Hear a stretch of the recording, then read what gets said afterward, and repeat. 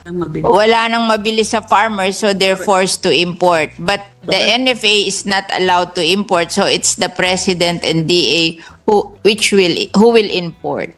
To legislators, pwede ba natin tanggalin na lang natin ang ating mga sarili rito at stock natin, although it is the DA which sells? No, the NFA. Yung buffer stock na NFA, di ba? They sell it eh. They don't give them away. They sell it.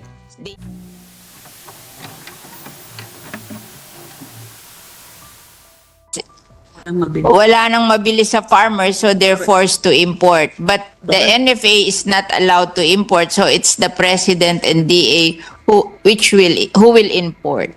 To legislators, pwede ba natin tanggalin na lang natin ang ating mga sarili rito at pag gusto namin magbigay sa disaster, bumibili kami sa NFA kasi mas mura at they're all over the Philippines. We don't have to pay for we can only buy not for ourselves but to give to disaster bills. National Disaster Risk Reduction and Management Later, it's a personal to. If we want to buy with our personal money and give it to disaster, we are allowed to buy from NFA. Precisely, but 2024, our buffer stock is still of two levels, di ba? During harvest season, 15 days. During the lean season, 30 days. We worry about the possible confusion because of the two figures. Is the sponsor open to just coming up with just one level of buffer stock? At any rate, buffer stock naman po ito eh. This answers for emergency situations, whether or not may harvest o walang harvest yung local farmers natin. We must have sufficient buffer stock. So if she's open to just one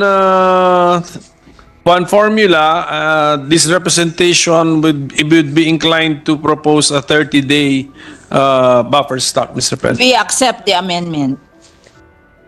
So, 30 days. 30 days, can we make it subject to style, Mr. President? I so move that the buffer stock, page 1, beginning on line 7, which is section 1, amending section 3E, that the buffer stock entry be amended to refer to a 30-day buffer stock. I so move, Mr. President, subject to style. What does the sponsor say? We accept. Any objection? Chair hears none. The proposed amendment of the minority leader is approved. The next observation is just styling also. On page 2, line 22, we refer to the Bureau of Plant Industry as BPI. And then on page 3, line 1, we refer to it as DA-BPI. So if I can ask the sponsor if we can standardize how we refer to the BPI. Do we want to refer it to it as BPI or to DA-BPI? DA-BPI. I agree, Mr. President. So the motion now is on page 2, line 22. If we can amend the acronym BPI to DA-BPI to standardize how we refer to the What does the sponsor say? We accept. There being no objection, the proposed amendment is approved. Now comes to my problem, Mr. President, where I think I need more time. We are back to page 3, lines 13 to 14, where we mention supply shortage and extraordinary increase in rice prices. It was my request during the interpellation that we define or give indicators when is there a supply shortage and when is there an extraordinary increase in rice prices. The clean copy does not have those definitions. So if I can defer my proposed amendment here, because maybe we have a suggestion, Mr. Minority Floor. You already have? What is your suggestion? Bagay sa'yo. Bagay sa'yo. Putay. Meron nga siya ng price coordinating council na nagmo-monitor. Nagde-declare ng food security emergency or rise. On Section 6, powers of DA on price stabilization and supply regulation on rice, the DA Secretary, upon the recommendation of the National Price Coordinating Council, shall declare a food security emergency on rice due to supply shortage or extraordinary increase in rice prices. Yes. So it will be determined by the National Price Coordinating Council. That is their work. Yun na nga po, we are just pinpointing the body which will tell us that there is a supply shortage, there is an extraordinary increase in rice prices. But just the same, what is their definition of a supply shortage? What is their definition of an extraordinary increase in rice prices? Parehas lang. Kasi it will depend on the situation eh. So we are empowering the National Price Coordinating Council. It's hard to just identify a certain price and a certain quantity. So it depends. So that's why we have a National Price Coordinating Council to do this for the That's DA. why, Mr. President, if I can defer this subject matter, kasi there must be data. We have data. Something happens now to the figure that we have. Bumaba. Pero bumaba by how much for us to say na meron ng supply shortage? Yun po yun eh. And then yung isa naman, we have data, we have a price, and then tumaas. Pero gaano kataas so that we can say that there's an extraordinary increase in rice prices? Yun po, that's what I'm after, Mr. President. Maybe we can consult the National Price Coordinating Council where they can give a data on this, a formula on this, so that we will give it to you. What is their suggestion? Correct, ma'am. And then we can insert this into this Correct. amendment. That's, I think we get it from the experts. Ang tanong natin sa kanila, okay, kung naibigay sa inyo yung kapangyarihan na ito na mag-recommend, paano nyo to gagawin? Siyempre may sabihin lang, ganito, may No, formula. they're monitoring, but if you want a definite price and a definite volume, then we can ask them what is their cut-off point. I agree with the sponsor, Mr. President. So, I will defer Yes. the subject matter. Okay. Okay. Yes, ma'am. Now, I notice in the clean copy, page 3, Tandaan mo yun. line 23, which is the subparagraph 3 of section 6, sinabi natin dito, import rice for the NFA rice buffer stock, comma, should there be no available locally produced rice, etc. I'm just worried kasi akala ko But it's not talaga the NFA who will import.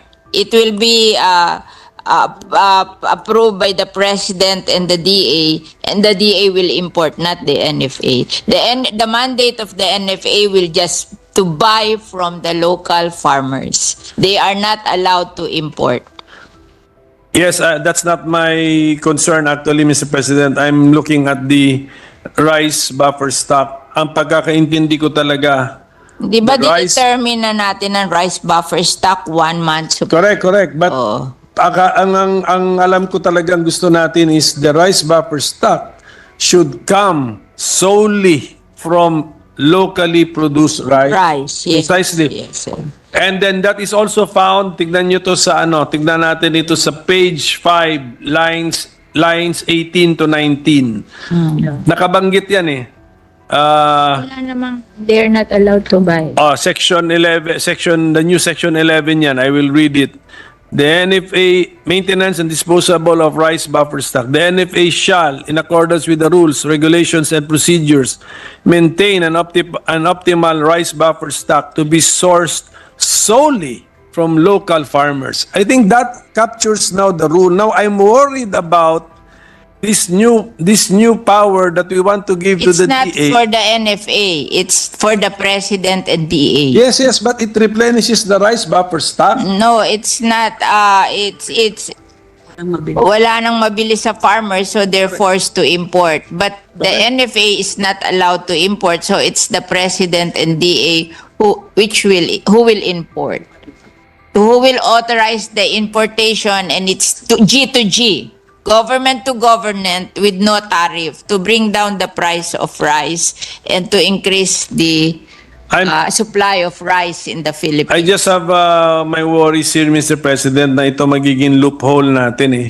There will be a claim na walang mabili locally, now we're replenishing the rice buffer stock with imported stock. Eh ang atin talagang rule is the rice buffer stock. This is to be- emergency. They have to Yes. declare an emergency. It's not done automatically. It's a declaration of emergency. So the emergency here. It's an emergency power that they can only do if there is really a problem. But that's number 3, Pero in the emergency, they will sell the existing rice buffer stock. Yan, number 1 naman, number 1. Page 3, line 16. The buffer stock of the NFA is sold every day we have indicated where to sell them. It's in my amendment, I'm very specific that it should be sold to the Department of Social Welfare and Development, Office of the Civil Defense, National Disaster Risk Reduction and Management Council, local government units, legislators who will want to donate to disaster, government hospital, Bureau of Jail Management and Penology, military camps, commissary, and Kadiwa. They can only be sold to this. We're very specific on our amendment where the NFA can sell their stocks. Oo. Government will be importing only for Sige po, I'll just make of record my concern here na baka ito po maging butas na But it's the we will power of be- the president, and the president is asking us that power. So to compromise, we are giving the power to the president and the DA, not to NFA, but they have to declare emergency situation. only to the state. Emergency lang po yan, wag ka Apo, na mag-worry. yes, Kasi alam ko. I don't think the president will harm the farmers if it's not an emergency. So thank you for that, Mr. President. I will. Anyway, we will have, since we are still defining supply shortage and extraordinary increase in rice prices. That will give me time to reflect on that said section 3. Ngayon, ma'am, another concern is on page 4, line 13. Ito po yung sinabi nga ninyo na in paragraph 1, during an emergency to, during an emergency, the DA can sell the buffer stock. Tama? Emergency, number 1. That's the number 1 that it can do. It can sell the buffer stock. Ang aking concern is page 4, line 13. Nilagay natin dito, legislators. Pwede ba natin tanggalin na lang natin ang ating mga sarili rito at Pag gusto namin magbigay sa disaster, bumibili kami sa NFA kasi mas mura at they're all over the Philippines. We don't have to pay for we can only buy not for ourselves but to give to disaster bills. Hindi para sa sarili namin. Opo, but covered na tayo ng letter A, Department of Social Welfare and Development, na bumili din. And letter B, ni Office of Civil Defense, National Disaster Risk Reduction and Management Later, is a Company, na personal. bumili din. Personal to. Personal. If we want to buy with our personal money and Yes. give it to disaster, we are allowed to buy from NFA. Precisely, but just to be super cautious and to avoid the impression that we are giving ourselves a special price, although not for our personal benefit but for our help, maybe we can, if the sponsor will allow, Just put legislators for disaster assistance. We can sell to legislators who would want to give disaster assistance. Kasi alam mo, in-empower ang local government to buy to help their constituents. Tayo naman legislator, di ba hinihingan din tayo ng disaster relief? We can buy when it's going to be used for disaster relief. Yun lang. well, anyway, Hindi tayo for our personal. Local government units kasi are corporate entities recognized by law, pero legislators are persons, individuals, Mr. President. Hindi ba tayo makahingi sa DSWD para ibigay natin sa... Hindi naman lahat binibigyan ng DSWD. Di ba tayo, kaya lang tayo nakakahingi sa DSWD kung meron tayong IKES. Oo. Pero kung wala tayong IKES, hindi tayo makakahingi sa DSWD. We're not allowed. They Well, will not give- I have my concern here, Mr. President, and Kasi yan ang naging experience namin ni Senator Nancy Binay na bumibili kami sa NFA ng rice para ibigay sa Mindanao kasi sila yung meron ng supply sa Mindanao at mas mura sa kanila kaysa bibili kami sa trader. And then hindi kami pinagbilan tapos the following week pinagbili pala nila sa trader yung rice kaya natanggal yung NFA chairman. Di ba kaya natanggal yon? Kaya ayokong bigyan ng power yung NFA to import eh. Pinagbibili lang nila sa trader eh. Oh, hindi nga pinebenta sa atin when we want to help. Why will I buy rice from NFA if I will just eat rice? Magte-trading ang legislator ng rice? It's only for disaster relief. Oo, nilalagay lang namin yan kasi sometimes we want to give to disaster. We want to buy from NFA kasi they have a warehouse all over the Philippines. We don't have to spend for logistics and at the same time, mas mura sa kanila kaysa sa trader. and when we say legislators, who are we referring to? Senators and congressmen. So some members of Congress, bale. Member of Congressmen Senate. and Congress. I have my reservations, Mr. President, but at any rate, maybe we will have time to revisit this. And then yung letter H din po nito, no? The sale of the buffer stock rice in case of emergency shall be made only to the following agencies or entities. Letter H, Kadiwa. Meron po bang ang Kadiwa ba is It's a government is it a store. corporate, it has its own... It's a government store. DA. Operated by DA. Di ba pag gusto mong So magbigay it can ng be sold through Kadiwa. through Kadiwa. Yeah. Okay. It can be sold through Kadiwa, and the ultimate, the buyers would be the general public. Yes, yes. Yung mahihirap para pwede silang bumili sa Kadiwa ng mura. Oo.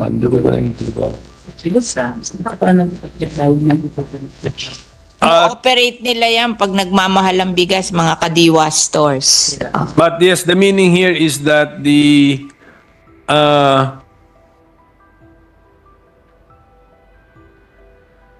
sale of the buffer stock under paragraph 1 during an emergency Wala yun. will not be made to the Kadiwa, but will be the buffer stock cheaper rice can be sold through Kadiwa. Yes. So maybe by a little styling will help us, Mr. President. I accept that, Yes. Mr. President.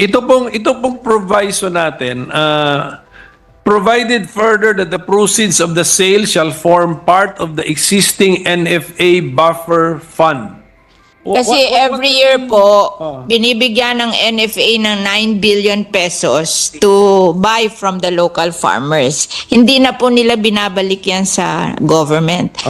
Nag-i-stay yan sa kanila na pinagbibili din naman nila yung rice eh, di ba? So merong natitira. Siyempre may gastos din sila, but kaya nga every year lumalaki din yung buffer fund nila. Kaya always na they can always buy from the local rice farmers through their buffer fund. So ito pong rice buffer stock natin, although it is the DA which sells No, the NFA.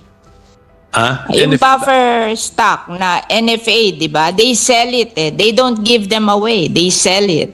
They sell it to the DSWD. They sell it to whoever needs them. But mas mura at saka they're everywhere because they have a warehouse all over the Philippines. So mas convenient bumili sa kanila.